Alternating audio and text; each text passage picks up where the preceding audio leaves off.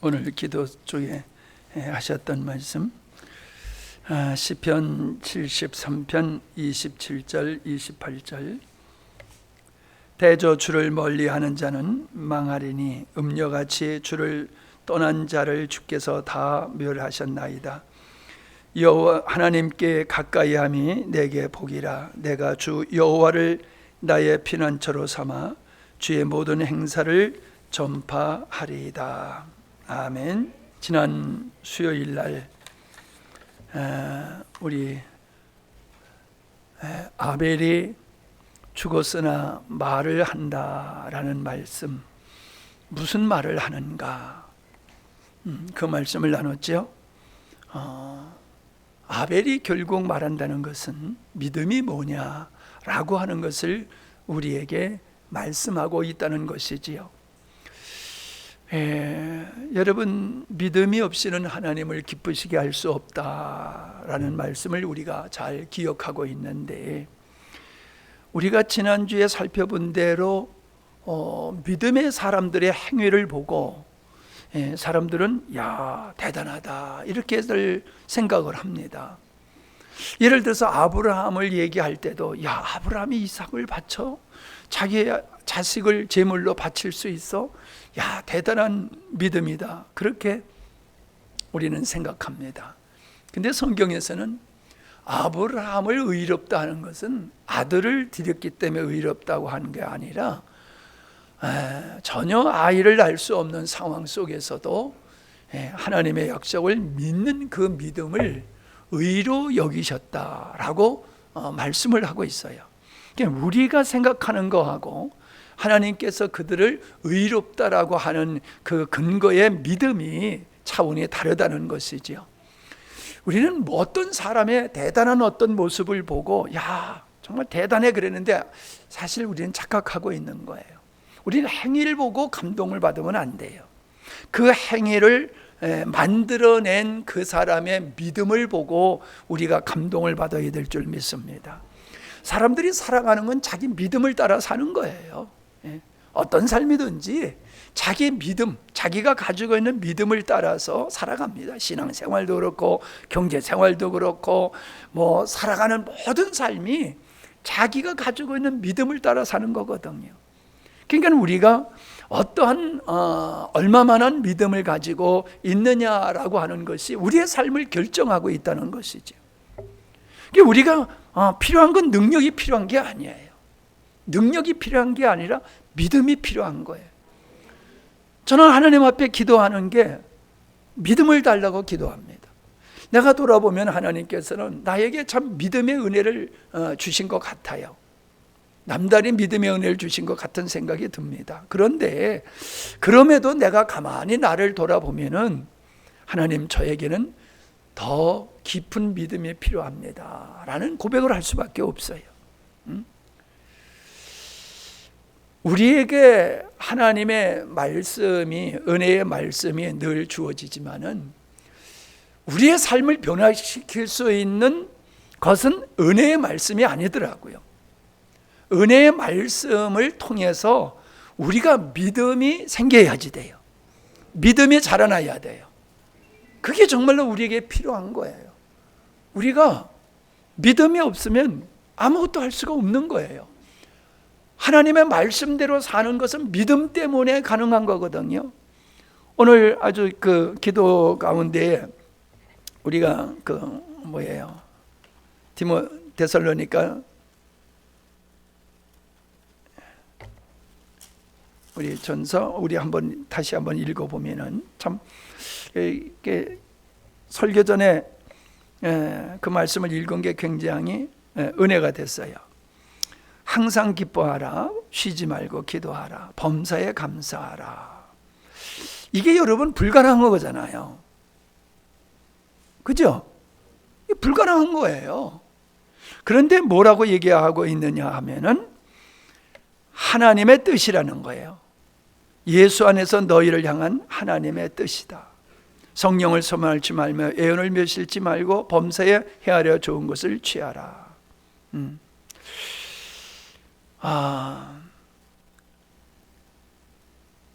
우리가 하나님께서 우리에게 믿음을 주셔야지 되거든요. 우리가 보면은 데살로니가 후서 3장 2절에 보면은 믿음은 모든 자의 것이 아니라 그랬어요. 그러니까 우리가 항상 기뻐하고 쉬지 말고 기도하고 범사에 감사할 수 있는 것은 뭐예요? 하나님이 우리에게 그런 믿음을 주시기 때문에 가능하다는 거예요. 아멘? 예, 우리에게 그런 믿음을 주시니까 힘들고 어려워도 감사하게 되는 거거든요. 그러니까 우리가 믿음이 있으면은 항상 기뻐하고 감사할 수 있는 거예요. 바꿔 얘기하면은 믿음이 있으면 어떤 경우에도 행복하게 살 수 있다는 거지요. 믿음이 있으면은 하나님의 말씀을 넉넉히 우리가 순종할 수 있다는 거예요. 바꿔서 얘기하면은 우리가 믿음이 없기 때문에 말씀대로 못 살고, 믿음이 없기 때문에 감사하지 못하고, 믿음이 없기 때문에 기뻐하지 못하고 있다라는 얘기거든요. 자, 그런데 믿음은 모든 자의 것이 아닌데 어떻게 믿음이 생기느냐라는 말씀을 로마서에서 뭐라고 얘기했어요? 하나님의 말씀, 그리스도의 말씀을 들음으로써 믿음이 생긴다고 그랬어요. 그러니까 하나님이 우리에게 믿음이라는 은혜를 주는데 어떤 통로로 주느냐? 하나님의 말씀을 통해서 우리에게 믿음을 주신다는 거예요. 그러니까 뭐 어떻게 해야 돼요? 말씀을 가까이 해야죠. 말씀을 가까이 할 때에 믿음이 가까이 한 것만큼 우리의 믿음이 풍성하게 된다는 얘기예요. 하나님의 말씀을 가까이 하면 결국 하나님과 가까운 삶, 하나님과 친밀한 삶을 살게 되는 거잖아요. 그러니까 우리가 말씀을 가까이 함으로 하나님과 가까이 하고 하나님과 가까이 할 때에 우리 안에 믿음이 생기고 믿음이 자라고 능력 있는 믿음이 된다라고 하는 겁니다. 할렐루야. 사람은 끼리끼리 살아요. 여러분, 부정적인 사람하고 가까이 하면 어때요? 매사에 부정적으로 생각을 하게 돼요. 맨날 짜증 부리고 원망하고 불만 불평하고 그런 사람하고 가까이 해보세요. 닮아가요. 욕 잘하는 사람하고 가까이 하면 욕 잘하고, 술 좋아하는 사람하고 가까이 하면 술 좋아하게 되어 있고, 노는 거 좋아하는 사람하고 하면 노는 거 좋아하게 되고, 등산 좋아하는 사람이 있으면 등산 좋아하게 되어 있고, 누구를 좋아하느냐, 무엇을 좋아하느냐가 우리에게 그것을 가까이 하는, 그 사람을 가까이 하고 어떤 걸 가까이 함이 내 것이 되어진다는 거예요. 그 보세요 여러분, 예배를 가까이 하는 사람, 예배를 즐거워하는 사람, 믿음의 성도를 만나는 것을 기뻐하고 즐거워하는 사람은 믿음이 잘 커요. 그런데 예배에 충실하지 않아. 말씀을 그냥 귀로만 듣는 거예요. 말씀은 귀로 듣는 게 아니에요. 마음으로 듣는 거예요. 사람도요, 아무리 매일 만나도 가까워지는 사람이 있는가 하면 가까워지지 않는 사람이 있거든요. 가끔 만나도 가까운 사람이 있는가 하면 매일 만나도 가까워지지 않는 사람이 있어요. 그러니까 만난다라고 하는 것은 접촉만을 의미하는 거 아니에요. 소통이라는 거죠. 이해하고 같이 공유하게 되는 거죠. 그러니까 우리가 하나님의 말씀을 귀로 듣는 게 아니라 가슴으로 듣게 되었을 적에 깨달음이 오고, 깨달음이 올 때에 믿음이 생기고 그런 거거든요. 사람도 마찬가지지요. 우리가 성도끼리 서로 만나고 목사님을 만나고 한다 할지라도 그냥 만나서 안녕하세요 하고 지나가면 그건 만남이 아니에요. 정말로 마음과 마음으로 만나서 서로가 교통하게 됐을 때에 진정한 만남이 이루어지는 거거든요. 나는 이렇게 상담을 하면서 많은 사람들이 왔다가 은혜를 입고 가는 걸 보면서 이 말씀이 생각이 나요. 하나님을 만나며 복이라고 그랬는데 당신은 목사를 만남으로 복이다, 그런 생각이 들어요. 왜 아멘 안 해? 네. 진짜 어떤 문제가 해결되어지는 그 문제를 짊어지고 평생 짓눌려 있던 사람이 믿음의 사람을 만나서 믿음의 목사를 만나가지고 그 무거운 짐이 풀어지고 자유하고 기뻐하고 갈 바를 알지 못한 사람이 길을 찾게 되어지고 위로를 얻고 힘을 얻고 그런 걸 보면요, 나를 만나서 주의 은혜를 입은 거거든요. 여러분, 저를 가까이 하는 사람이 있고 그냥 주일날 한 번 만나고 끝나는 사람이 있어요. 제가 가만히 보면 그래요. 저를 가까이 하는 사람이 믿음의 은혜를 입더라고요. 저를 가까이 하는 사람.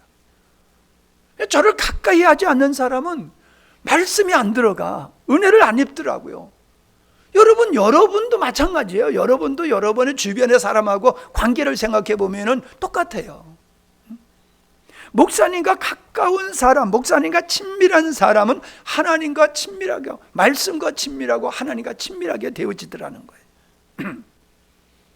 그래서 우리가 능력 있는 믿음의 삶을 살려고 하면은 말씀을 가까이 해서 하나님과 친밀한 관계를 만들게 되어지면은 말씀을 살 수 있고 범사에 감사하고 기뻐할 수 있는 믿음이 생기는 줄로 믿습니다.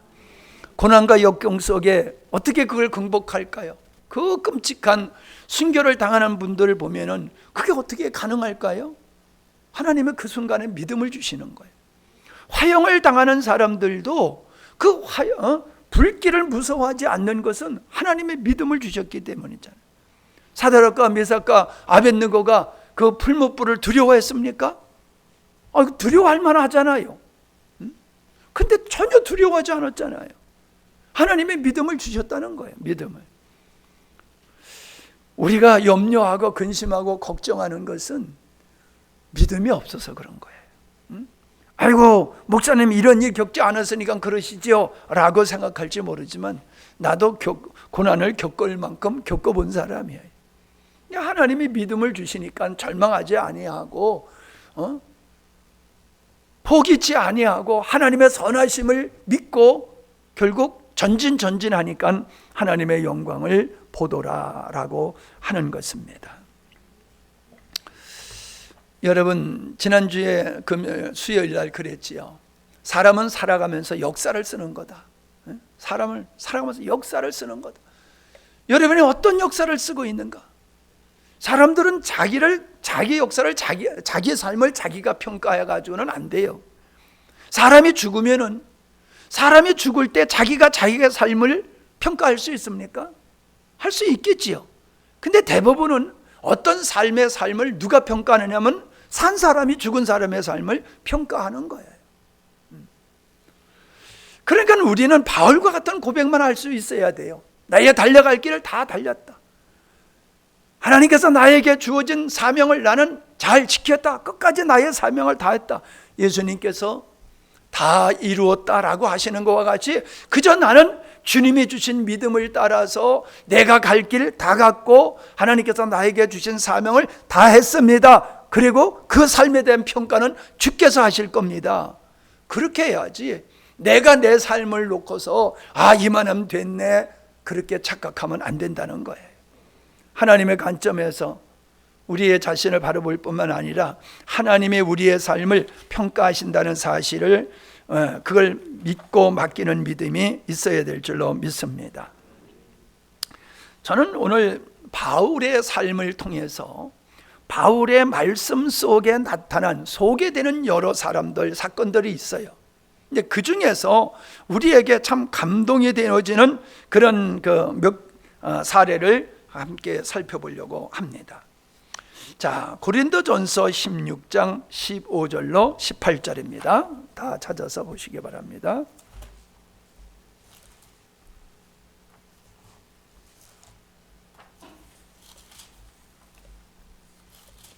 자, 15장 15절로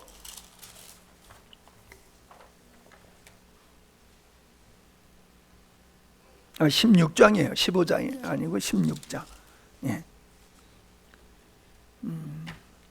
형제들아, 스데바나의 집은 곧 아가야의 첫 열매요 또 성도 섬기기로 작정한 줄을 너희가 아는지라. 내가 너희를 권하노니 이 같은 자들과 또 함께 일하며 수고하는 모든 자에게 복종하라.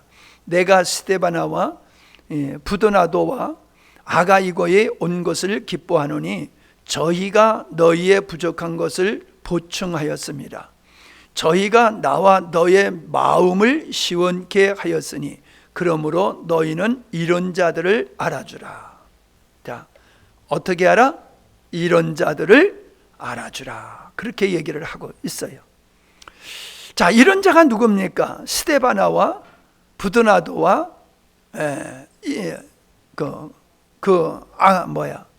아가이고이죠. 그럼 보세요. 15절에 보면은 스데바나의 집은 곧 아가야의 첫 열매요 또 성도 섬기기로 작정한 줄을 너희가 아는지라. 그러니까 이 사람은, 스데바나라고 하는 사람은 아가야의 첫 열매일 뿐만 아니라 사도행전 17장 34절에 보니까는 바울에게 회심하고 세례를 받은 사람이고 섬기기를 좋아하는 사람이고 자기 집을 예배 처소로 제공한 사람이고 병든 자, 가난한 자, 이런 사람들을 열심히 도운 사람이에요. 예루살렘 교회를 위해서 헌금한 사람이에요. 그냥 봉사와 사랑의 수고를 한 사람이다. 그렇게 우리가 알고 있습니다. 이 스데바나는 고린도 교회 성도들과 바울의 관계에서 가교 역할을 한 사람입니다. 그래서 고린도 교회가 사도 바울을 오해하는 일이 있게 되어지면은 그 오해를 불식시키고 그 교회와 바울이 잘 교제할 수 있도록 중간 역할을 한 사람이 스데바나라고 하는 거예요. 자, 이런 사람이 뭐라고 그랬어요? 18절에 보니까 저희가 나와 너의 마음을 어떻게 하였다? 시원케 했다. 근심 걱정을 끼치는 사람이 있는가 하면은 기쁨과 즐거움과 평안을 주는 사람이 있다는 거지요. 근데 이 스데바나라고 하는 사람은 모든 사람의 마음을 갖다가 즐겁게 하고 평안했다는 거예요. 그래서 그 말을 시원케 했다. 바울만이 아니라는 거예요. 나와 너의 마음이라고 얘기를 하고 있습니다. 여러분, 우리를 어디 가든지 많은 사람에게 화평을 주는 사람이 되어야 될 줄로 믿습니다. 사람과 사람 사이를 이간질을 하는 게 아니라 사람과 사람을 화목하게 하고 화평케 하는 그런 일을 해야지 돼요. 그게 우리가 몸으로 어떤 봉사를 하는 일보다도 훨씬 더 중요한 거예요. 열심히 섬기고 입으로 입방아 쪄가지고 엎으면 안 된단 말이에요. 근데 바로 이 스데바나는 바울과 고린도 교회에 가교적인 역할을 해서 좋은 관계를 만들었는데 그 사람만이 아니라 성도와 성도의 관계 속에서도 화평케 하는, 마음을 시원케 하는. 그 사람의 말을 들어보면 마음이 시원한 사람이 있고 시원할 때가 있고 답답할 때 있잖아요. 어떻게 저렇게 생각을 할까? 어떻게 저렇게 생각을 할까? 아주 저런 말을 할까? 상처가 되는 말인데 왜 저런 행동을 할까? 저 덕스럽지를 않는데, 이런 게 있는 사람이 있잖아요. 근데 어떤 사람을 만나보세요. 얘기하면 즐겁고 재미있고 헤어지기 싫고 그런 사람이 있잖아요. 어떤 사람을 알아줘야 되느냐? 우리는 요즘 시대는 세상적인 것을 교회에서, 세상적인 어떤 사람을 좋아하는 걸 교회에서도 좋아한단 말이에요. 돈 있는 사람을 교회에서도 돈 있는 사람을 좋아하고, 세상에는 권세 있는 사람을 좋아하잖아요. 교회 안에도 권세 있는 사람을 좋아하고, 우리가 세상에서 좋아하는 것과 같이 교회 기준, 그 기준으로 교회 안에서도 믿음은 없는데 어떤 세상적인 가치를 가지고 잘 나가는 사람을 우대하고 존경하고 좋아하는 경우가 있단 말이에요. 근데 우리는 교회 안에서는 그런 사람을 알아주면 안 되는 거예요. 어떤 사람을 알아줘야 되냐? 모든 사람의 마음을 시원케 하는 자를 알아줘야 된단 말이에요. 알아준다고 하는 얘기 이해되잖아요. 좀 알아줘. 안 알아주면 답답하잖아요.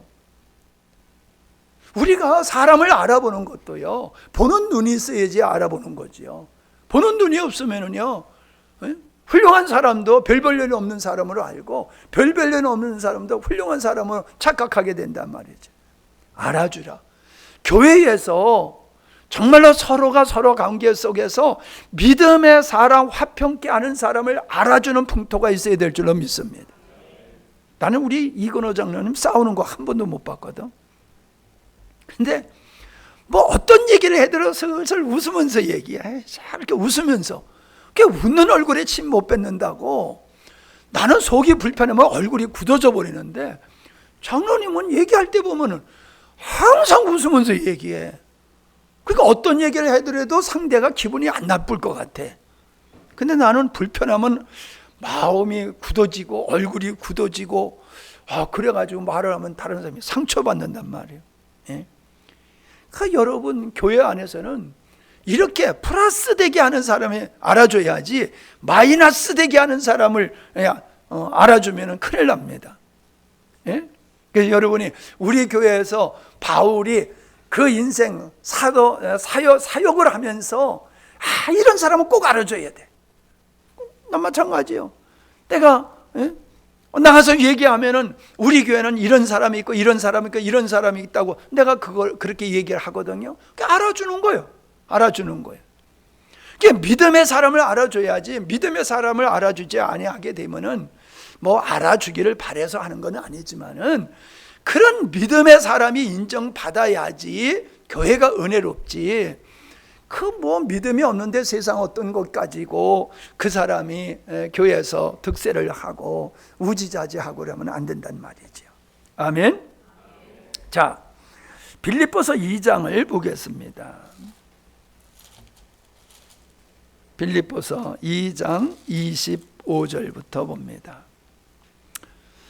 그러나 에바브로디도를 너희에게 보내는 것이 필요한 줄로 생각하노니 그는 나의 뭐요? 형제요. 함께 뭐하고? 수고하고 함께 군사된 자고 너희 사자로 나의 쓸 것을 돕는 자라. 에바브로디도를 이렇게 소개하고 있어요. 그러니까 바울에게 있어서 이 사람은 얼마나 중요한 사람입니까? 예? 형제라고 얘기를 하고 있지요. 함께 수고하고 함께 군사된 자이다. 그리고 사도 바울에 필요한 것을 돕는 그런 헌신이 있었다. 자, 그런 얘기를 합니다. 그가 너희 무리를 간절히 사모하고 자기 병든 것을 너희가 들은 줄을 알고 심히 근심한지라. 그러니까 에바브로디도가 아주 죽을 병에 걸렸던 것 같아요. 아주 심한 병에 걸렸던 것 같아요. 27절 보세요. 저가 병들어 어떻게 됐다? 죽게 되었으나 아주 죽을 병에 걸린 거예요. 하나님이 저희를 긍휼히 여기셨고 저뿐 아니라 또 나를 긍휼히 여기사 내 근심 위에 근심을 면하게 하셨느니라. 고쳐주셨다는 거예요. 고쳐주셨다는 거예요. 그러므로 내가 더욱 급히 저를 보낸 것은 너희로 저를 다시 보고 기뻐하게 하며 내 근심도 덜려함이라.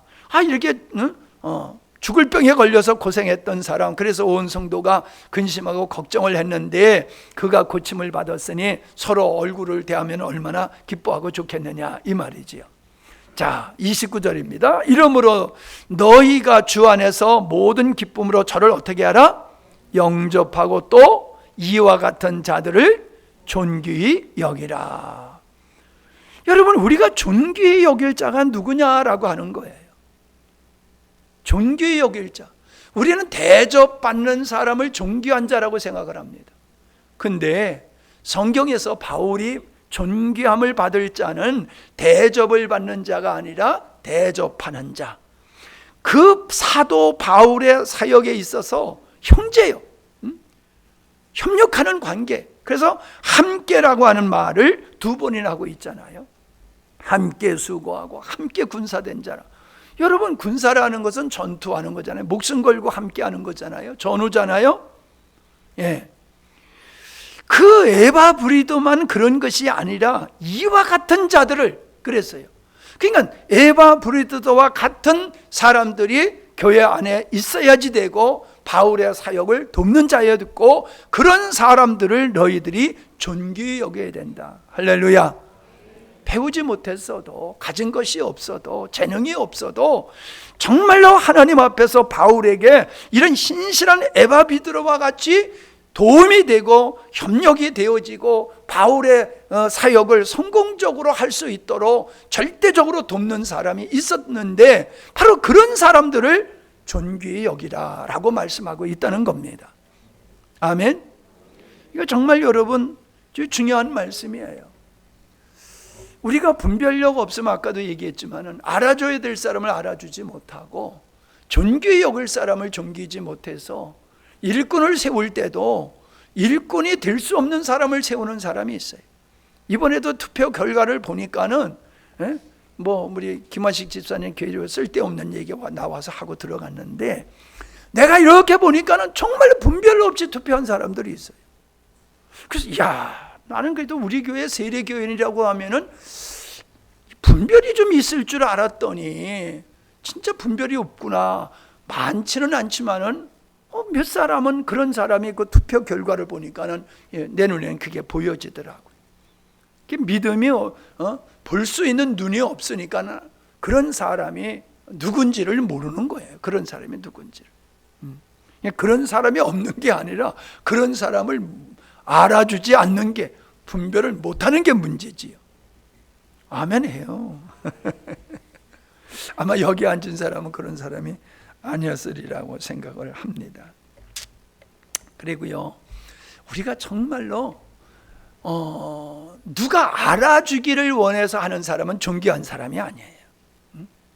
그냥 주님 앞에서 말 없이 이름 없이 묵묵히 그냥 내 할 일 그냥 그렇게 하는 사람이 존귀한 사람이지, 떠벌리고 알아달라고 하고 안 알아준다고 삐지고 그런 사람은 존귀한 사람이에요. 아무리 일을 잘하고 아무리 능력이 있고 그래도 그런 사람은 존귀한 사람이 아니다라고 하는 겁니다. 자, 로마서 16장을 가보면요, 바울의 사역 속에서 참으로 마지막에 그 말씀을 마치면서 나의 삶 속에, 나의 사역 속에 나를 이렇게 도운 사람들이 있다, 이 사람들을 좀 알아줘라, 그 얘기거든요. 무난하라고 하는 이야기는 알아주라는 거예요. 나의 사역을 아름답게 할 수 있도록 이런 분들이 나를 도와줬어, 협력했어, 함께했어, 그러니까 나는 이 일을 한 거야 하면서 이름 없이 헌신하고 봉사한 그 사람들을 소개하는 거예요. 이런 사람을 알아줘라, 이런 사람을 존귀히 여겨라, 그렇게 얘기하고 있는 것이거든요. 그런데 다 여기에서 자세히 설명이 안 나와서 이런 사람들이 어떤 사람인지가 다 우리가 알 수가 없어요. 그런데 몇 사람을 사례를 들어보면요, 베베라고 하는 사람이지요. 베베라는 사람, 그를 가리켜서 뭐라고 그랬습니까? 기회 있을 때마다 내가 이분을 소개했습니다마는 나의 보호자다라고 얘기하고 있습니다. 보호자라고 하는 건 돕는 자라는 얘기예요. 돕는 자. 그러니까 우리가 도움을 줄 수도 있지만 도움을 받고 그런 관계거든요. 남을 돕기도 하고 도움을 받으면서 우리는 살아가는 거예요. 바울이 말해요. 그 사람은 나의 보호자다, 나를 도운 자다. 여러분, 소개할 때에 가장 먼저 소개하는 사람이 소중한 사람이잖아요. 우리가 어떤 행사를 할 적에도 레빈을 소개하겠습니다 하면서 그 자리에 가장 존경받을 만한 어떤 사람들을 먼저 소개를 하지 않습니까? 베베를 그렇게, 베베가 바울의 마음속에 그렇게 크나큰 은혜를 끼친 사람인 것을 우리가 볼 수가 있지요. 그 다음에 브리스길라와 아굴라다 부부를 얘기하고 있어요. 대부분 한 사람만 얘기하는데 여기는 항상 부부의 이름이 같이 등장해요. 그러니까 이게 복된 사람이에요. 부부의 믿음이 같았다는 거예요. 일치했다는 거예요. 여러분, 온전한 헌신은요, 부부가 같아야 돼요. 목회도 마찬가지예요. 목사님은 믿음이 있어서 열정으로 나가는데 사모님이 믿음이 없으면 맨날 바지가리 잡아당기면서 힘들게 하는 것이거든요. 아내가 믿음이 좋은데 남편이 믿음이 없어, 그러면 또 이 남편이 십자가가 되어가지고 믿음의 생활하기가 어려운 이런 상황이 있잖아요. 근데 브리스길라와 아굴라는 부부의 믿음이 너무너무 아름다워. 그래서 바울의 사역을 동역함에 있어서 전혀 문제가 되지 아니하고, 쉽게 얘기하면 바울을 따라다니면서 바울을 섬긴 사람이에요. 그 사역을 협력한 사람이에요. 여러분, 이게 쉬운 게 아니에요. 저기 우리 박미선 권사님 친구 한 분은 저기 무슨 교회지? 중흥교회에서 같이 우리 이렇게 함양에 와서 목회하다가 가신 분이 있거든요. 그분 따라갔어요. 그분 인천으로 가니까 그냥 인천으로 이사 가가지고 그분에게 진짜 그분의 집사였어. 그분의 집사. 그런 사람들이 있다는 거예요. 위대한 목회자의 삶을 보러 보면은요, 그렇게 브리스길라와 아굴라 같이 그렇게 섬기는 사람들이 있더라는 거예요. 자, 그래서 뭐라고 소개하고 있습니까? 4절을 보면은 저희는 내 목숨을 위하여 자기 목이라도 내놓았나니 나뿐 아니라 이방인의 모든 교회도 저에게 감사하느니라. 나만 감사하는 게 아니야. 모든 교회가 그들을 칭찬하고 감사하고 있다는 거예요. 어느 정도 바울을 섬겼느냐? 바울의 목숨을 위하여 자기 목이라도. 그러니까 이것은 아주 그냥 모든 걸 내놓는다는 얘기예요. 목숨을 걸겠냐, 목을 걸겠느냐, 뭐 이런 얘기를 하잖아요. 브리스길라 아굴라는 목이라도 내놓을 정도로 그 사도 바울의 사역을 소중히 여기고 함께 했다는 것이죠. 나는 이렇게 이 말씀을 묵상하면서 내가 여기까지 목회하는 데 있어서는 지나간 사람도 많지만은 끝까지 나와 함께 하면서 여러분이 옆에서 도와줬기 때문에 이게 가능한 것이거든요.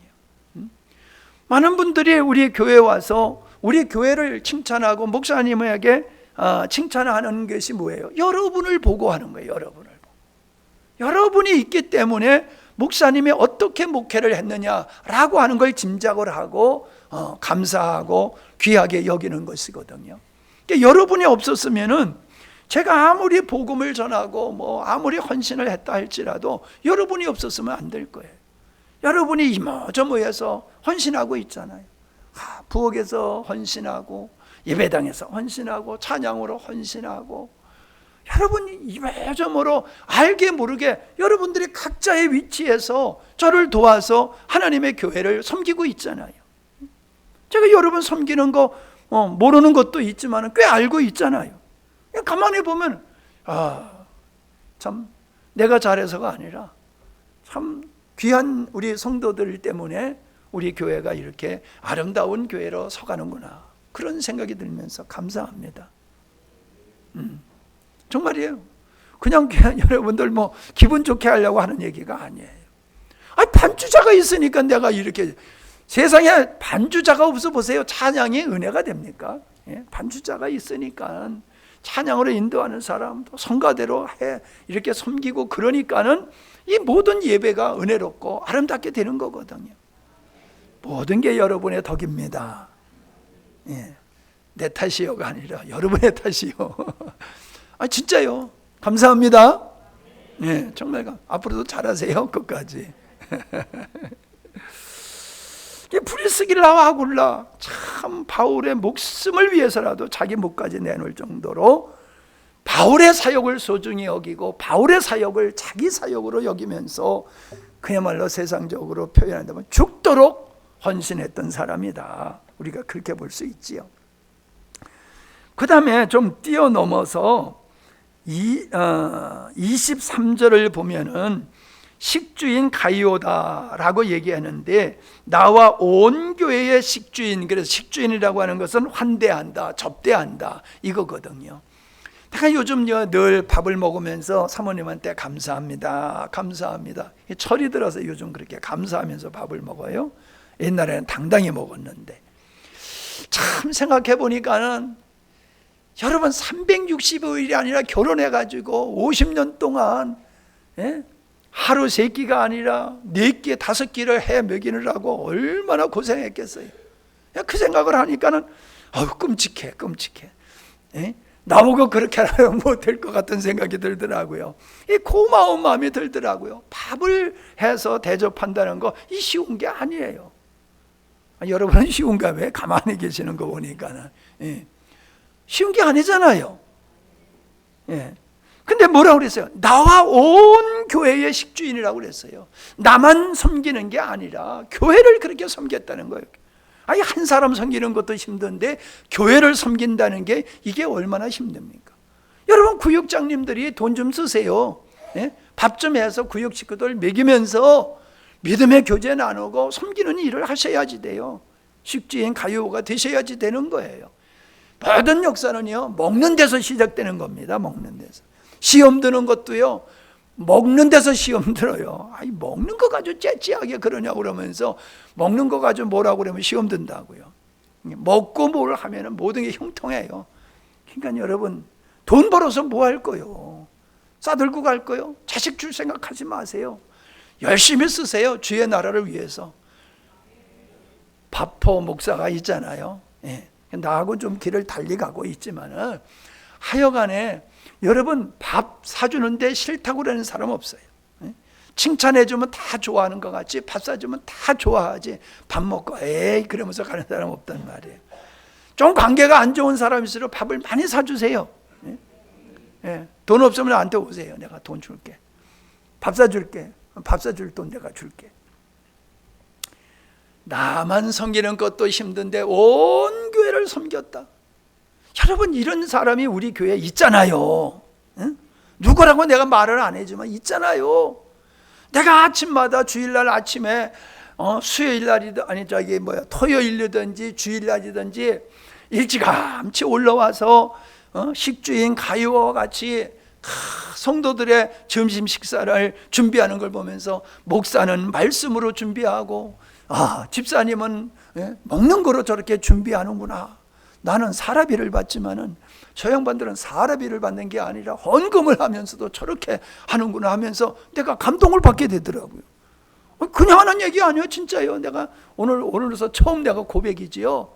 참 감동을 받아요. 감동을 받아요. 와서 예배 드리는 것도 힘들다고 그러는 사람이 있는데 매주일 그렇게 하는 사람이 있고 한 달에 한 번이라 할지도 그냥 기쁨과 즐거움으로 그냥 최선을 다해서 5성급 호텔 식당이라고 얘기를 하잖아요. 지난주도 얼마나 맛있는지. 아이고 좋잖아요. 이 식주인 가요가 많아야 됩니다. 아니, 돈 좀 쓰세요. 그냥 부족하면 교회에다 더 청구를 하세요. 식비 좀 더 주세요. 이번에 더 줬잖아. 그래서 내년에 더 달라고 그러면 내가 다른 거는 뭐 줘도 그건 줄 거야. 그냥 먹는 데 달라고 그러면 내가 그거는 말리지 않을 거야. 아니, 사람이 먹어야지 기분 좋은 거예요. 은혜도 되고. 정말 우리 교회가 어느 교회보다도 먹는 은혜가 있는 게, 식탁의 교제 은혜가 있는 게 너무 감사하고, 여러분이 기쁨으로 즐거움으로 하니까 음식 맛이 그렇게 좋은 거예요. 하기 싫은 거 보세요. 먹기 싫을 때 밥 먹으면 채요. 하기 싫은 거 억지로 하면요 맛이 없어. 아무리 좋은 재료로 한다 할지라도 맛이 없어요. 사랑으로 하면 진짜 맛있단 말이에요. 여러분의 그 사랑을 맛으로 알 수 있어요. 자, 13절을 보세요. 거기 13절, 주 안에서 택하심을 입은 루포와 그 어머니에게 문안하라. 그 어머니는 곧 누구 어머니다? 내 어머니다. 우린 형제님, 자매님 이렇게 부르잖아요. 우린 그리스도 안에서 하나님의 한 형제고 자매이기 때문에 성도님 이렇게 부르는 것보다는 형제님, 자매님 이렇게 부르는 게 훨씬 성경적이거든요. 그게 성경적이에요. 근데 바울이 성도를 가리켜서 내 어머니요라고 얘기했다고. 성도를 가리켜서, 사도가 성도를 가리켜서 저분은 내 어머니요 그랬어요. 그러니까 얼마나 바울에게 감동을 준 분이겠습니까? 얼마나 영향력을 준 사람이겠습니까? 근데 그 어머니라고 부른 사람이 누구냐? 그게 바로 예수님이 십자가 질 때 그 예수님의 십자가를 대신 지고 가신 구레네 시몬의 부인이요. 그분의 부인. 그러니까 그 아버지의 믿음을 따라서 아들도 믿음이 좋아가지고 바울의 사역에 큰 기여를 했을 뿐만 아니라 이분은 빨리 돌아가셨는지 몰라, 이름은 안 나오는 거 보니까. 어떻든지 간에 그 부인도 믿음이 좋아가지고 그 부인을 가리켜서 내 어머니다. 아이고, 이 얼마나 아름다운 관계입니까? 이게 성도와 목회자와의 관계 속에서 볼 수 있는 것이 되어지는 거거든요. 근데 바울이요, 디모데전서 1장 2절에 보면은 믿음 안에서 참 아들 된 디모데라고 그랬어요. 믿음 안에서 참 아들 된, 가짜 아들, 참 아들. 그러니까 내가 그냥 빈말로 하는 말이 아니라는 거죠. 이거 우리 아들이야 라고 하는 게 빈말로 하는 게 아니라는 거지. 진심으로 바울의 마음속에 디모데, 이 사람은 진짜 내 아들이야. 믿음 안에서 진짜 내 아들이야. 할렐루야. 이거 얼마나 아름답습니까? 얼마나 아름답습니까? 그러면서 18절에 보면 아들 디모데야 그랬어요. 부를 때 뭐라고 불렀어요? 아들아, 그렇게 불렀단 말이야. 이 디모데 후서 2장 1절에 보니까 내 아들아 그랬어요. 아들 디모데야 그러더니 내 아들아, 내 아들아. 예. 그리고 디모데 후서 1장 2절에 보니까는 사랑하는 아들 디모데, 그냥 아들이라고 그러지 않고 사랑하는 아들 디모데라고 얘기를 하고 있어요. 여러분, 이 이야기를 들으면서 바울과 디모데의 관계가 형식적인 관계일 것 같아요? 정말 부모와 자식과의 관계인 것 같아요.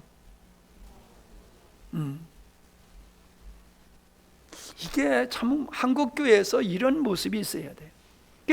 진터리 교회 강영기 목사님 돌아가셨을 때 갔더니 강영기 목사님보다 연세가 훨씬 많은 장로님들이 상주를 하고 있더라고요. 그분이 결혼 안 하셨잖아요, 목사님이.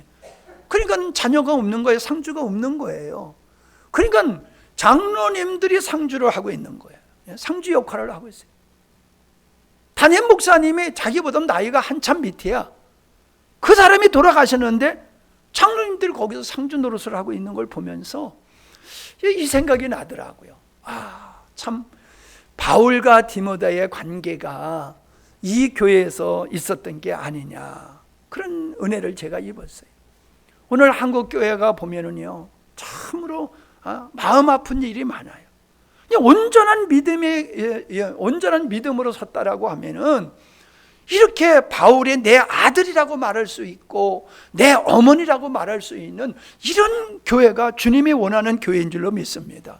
그게 영광스러운 교회예요. 그게 영광스러운 교회. 숫자가 많은 교회가 영광스러운 교회가 아니에요. 그러니까 여러분은 나보고 아버지라고 안 그래. 나도 여러분을 향해서 아들아 안 그러잖아. 에? 내가 아들아 그러면 이렇게 쳐다볼 것 같아서 내가 못 그런다니까. 근데 마음으로는 그러잖아. 내가 보면 마음으로는 여러분이 정말로 아버지같이 생각하고 어머니같이 생각하는 그런 마음들이 있는 게 읽혀져요. 여러분들의 모습 속에서. 꼭 뭐 아버지라고 불러주고 아들이라고 불러주고 딸이라고 불러줘야 될 필요는 없어요. 중요한 것은 마음이지요. 아멘.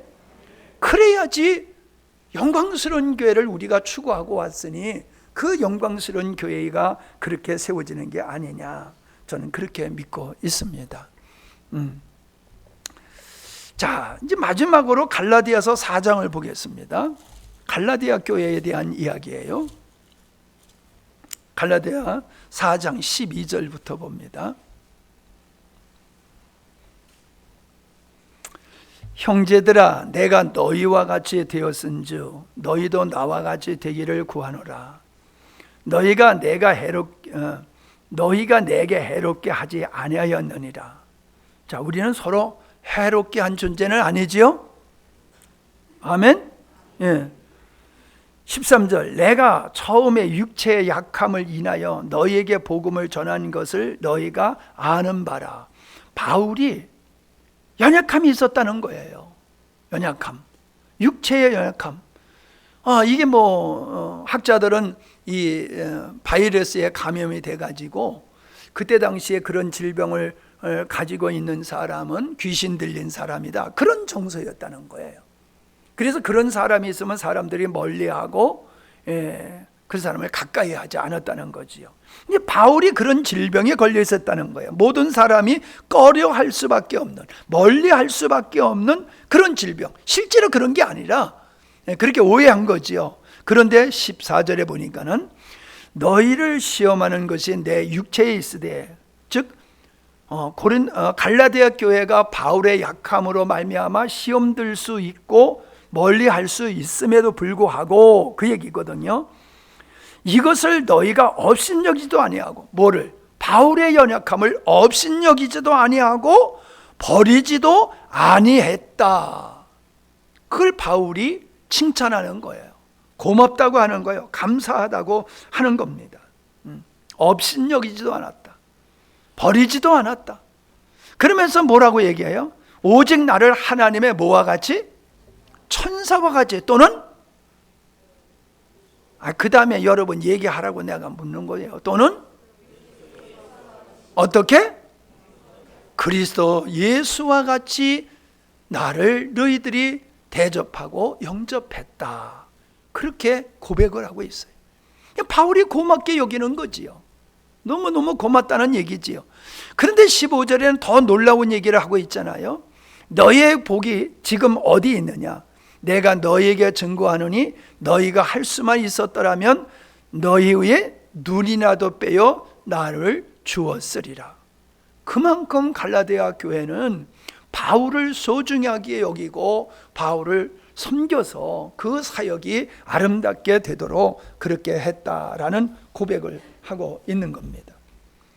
여러분, 이 세상의 모든 게 그렇습니다. 정치 지도자도 그렇고, 어떤 리더자가 훌륭한 것은 필요한 조건이지만은 그 리더자가 가지고 있는 역량을 발휘할 수 있고 그 사람이 가지고 있는 영적인 부분이 온전히 드러나기 위해서는요, 옆에서 돕는 분들이 있어야 돼요.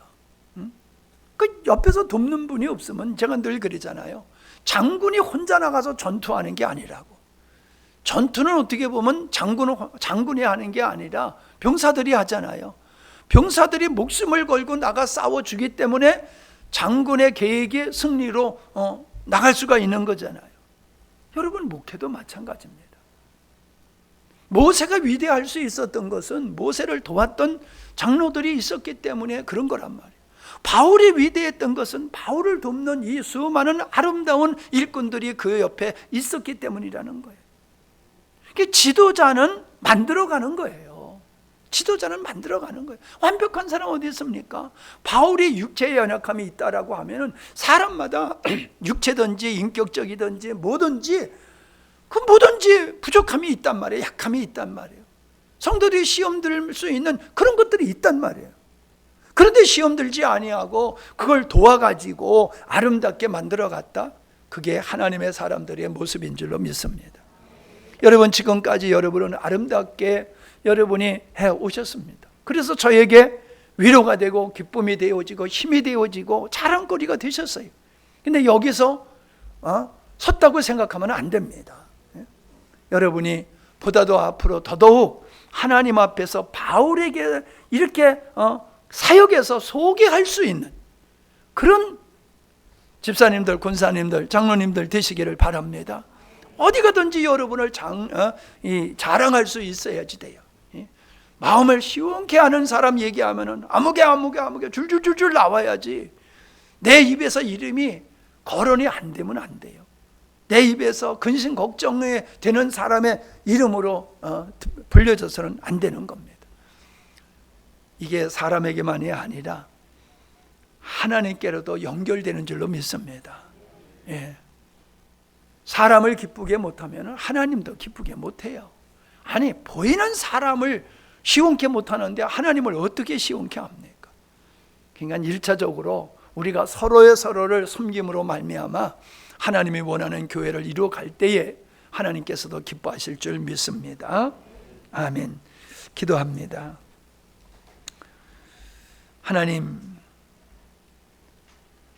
하나님을 가까이 하는 것이 말씀을 가까이 하는 것이며 하나님의 사람을 가까이 하는 것임을 우리가 살펴보았습니다. 나의 인생에서 기억되는 이름이 어떤 사람일까? 우리는 우리의 삶을 다른 사람에게 비추어서 우리의 삶을 돌아보게 하여 주시옵시고, 나의 믿음을 내가 평가하는 것이 아니라 하나님께서 주변의 믿음의 사람들이 어떻게 평가할 것인가를 생각하면서 참으로 온전한 믿음의 사람이 되기 위하여 주님 앞에 믿음을 구하게 하시고 하나님의 손길을 구하는 저희들이 되게 해 주시옵소서. 종에게 있어서 우리 귀한 성도들이 있었기에 오늘 여기에 이르게 하신 것과 같이 저들의 이름이 하나님 나라의 별과 같이 빛나는 이름으로 기록되게 하여 주시옵시고, 우리 주님께서 잘하였다 칭찬받는 착하고 충성된 종의 이름일이 될 수 있도록 주께서 기름 부어 주시옵소서. 우리가 지금까지 그렇게 살아온 것도 감사하고 앞으로 살 수 있도록 은혜 주실 것도 믿고, 또 혹 우리가 그렇게 살지 못했다라고 하면은 그렇게 앞으로의 주어진 삶을 살아서 하나님의 기쁨과 즐거움과 하나님의 마음을 시원케 할 수 있는 우리 모두가 되게 하여 주옵소서. 그래서 이 땅에서 하나님을 표현할 수 있는 영광스러운 교회가 세워지는 일에 우리 모두가 건축자가 되게 하시고 자료가 될 수 있는 은혜의 자리에 우뚝 서게 하여 주시옵소서.